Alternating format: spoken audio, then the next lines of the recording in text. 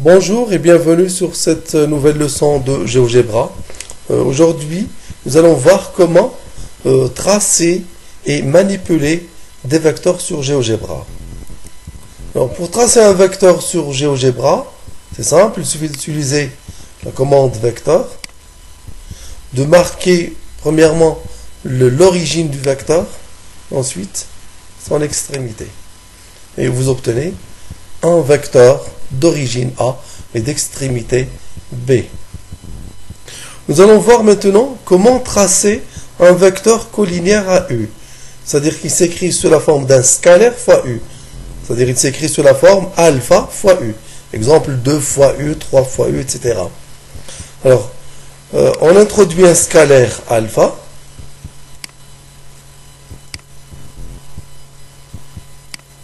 Et je clique sur Entrée. Je clique sur Créer curseur. Et je tape ici le nom du nouveau vecteur, V égale alpha. Je vais marquer alpha, étoile, U. Et je fais Entrée. Et voici le alpha fois U. Regardez quand on déplace le curseur. Pardon.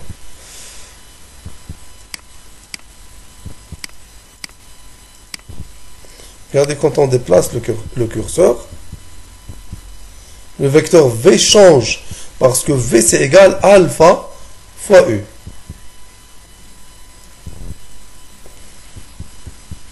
Nous allons voir comment tracer ce vecteur-là sur la même droite support du vecteur U, sur la droite AB.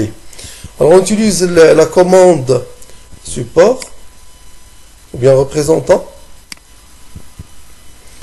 Non, on clique sur V pour représenter V et on clique sur V pour représenter V et sur le point qui sera l'origine du vecteur.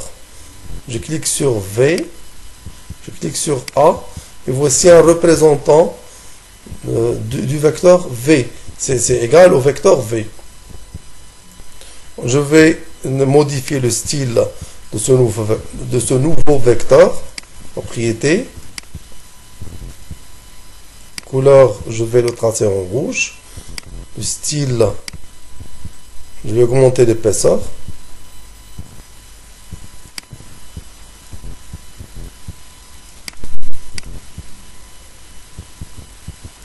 Regardez, je peux maintenant animer le schéma, ou bien les vecteurs.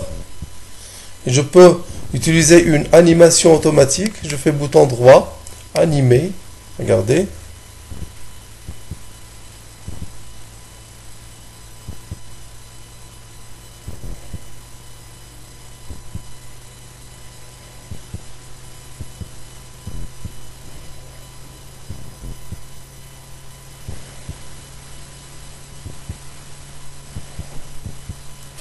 Nous allons voir maintenant comment faire une combinaison linéaire de deux vecteurs. Je vais supprimer ce contenu-là.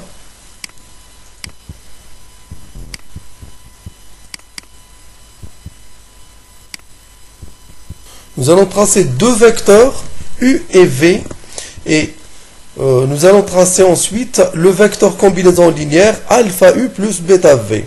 Alors je dois introduire le deuxième scalaire bêta. Et je peux déplacer ces curseurs-là. Regardez, ça ne se déplace pas, mais j'utilise bouton droit. Je décoche objet fixe pour que l'objet ne soit pas fixe. Je peux le déplacer. Je fais la même chose pour le premier objet, afin de pouvoir les déplacer librement. Alors je trace maintenant deux vecteurs. Je trace un vecteur U et un autre vecteur V.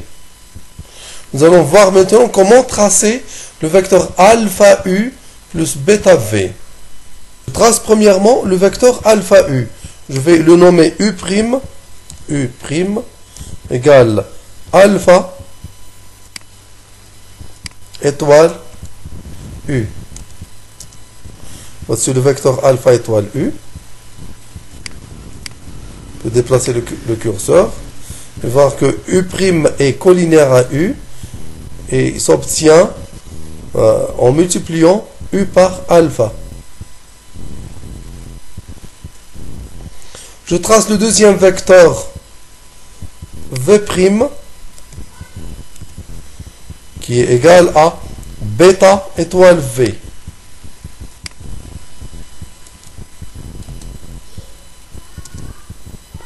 Voici le vecteur V' qui est égal bêta étoile V.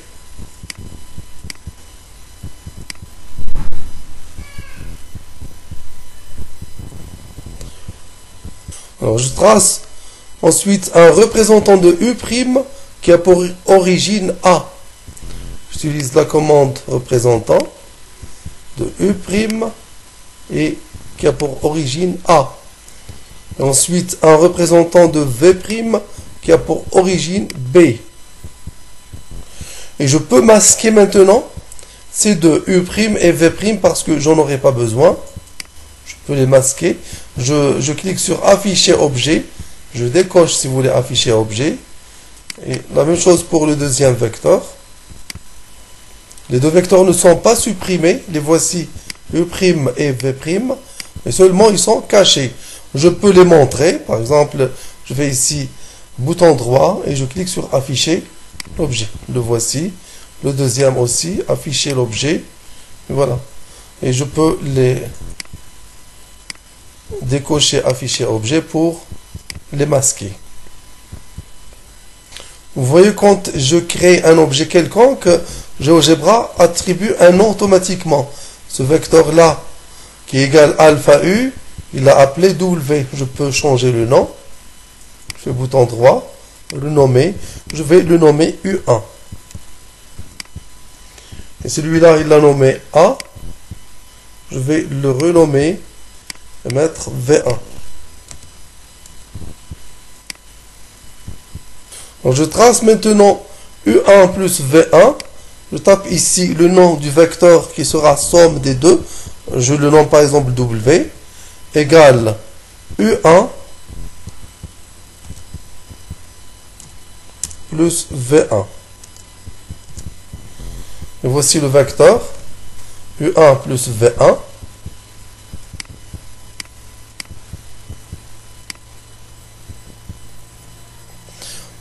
Je peux utiliser un représentant de ce vecteur, un autre représentant qui a pour origine A. Je clique sur la commande représentant. Voici la somme des deux vecteurs alpha U plus bêta V. Je peux masquer celui-là parce que je n'en aurai pas besoin. Et je vais compléter maintenant le parallélogramme. J'utilise le représentant du vecteur A appelé 1, le représentant de ce vecteur-là qui a pour origine A'. J'utilise toujours la commande représentant. Et la même chose pour le vecteur U1. Et je complète maintenant le parallélogramme. Et le vecteur qu'on obtient ici, c'est le vecteur U1 plus V1. Je peux animer le schéma.